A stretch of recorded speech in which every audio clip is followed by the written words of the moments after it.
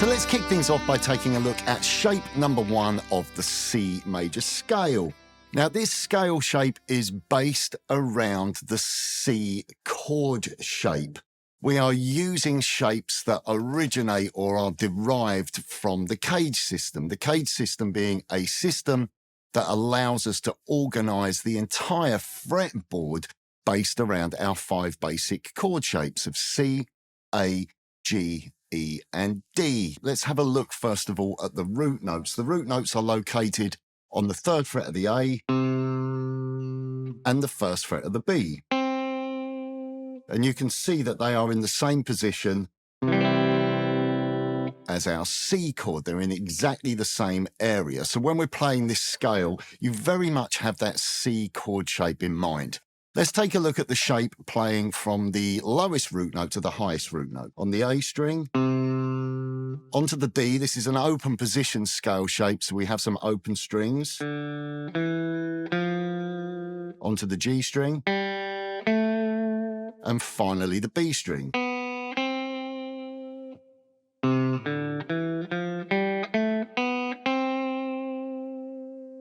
Now, instead of just being limited to playing the notes between the 2 root notes, that 1 octave scale, we can actually continue playing notes past the highest root note and also below the lowest root note. So what that basically gives you is that entire area of the neck, that entire position of the neck, giving you all of the notes within the major scale in the key of C. So to continue on the B string, we would go from the root note, continue up, onto the top E. If I take the lowest root note, we can play down on the A string,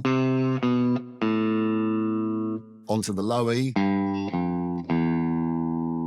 So you now wind up with the entire position being able to play all of the notes from the major scale, covering all 6 strings. So now what I'm going to do is I'm going to play through that major scale for you, but we're going to include all of the notes in that position. So what I will do is I will start from the root note, play all the way up to the highest note in that position, which will be the 3rd fret of the top E. I will then play all the way down past the lowest root note, include the open low E, and then back up to resolve to the root note. Let's check it out.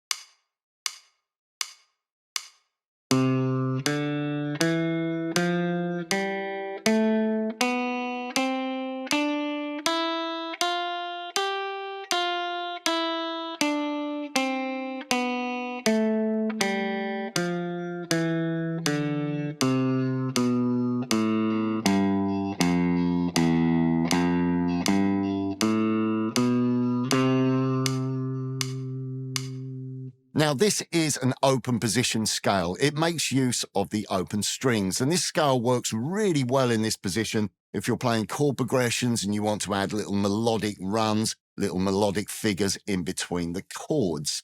But you can turn this scale into a movable shape, moving it into different keys as well as playing it an octave higher. So why is this important? Well, as we discussed at the beginning of this guide, the major scale forms the foundation of so much of the music that we listen to in a variety of different styles. But learning scales is a fundamental skill, and using these shapes is a great way of organizing the fretboard. It takes away that sort of random nature of just playing melodies by ear. If you learn these scale shapes, you will piece together the fretboard. And this shape is the first steps in you being able to understand how to unlock the neck. Okay, so now it's your turn to practice shape number 1.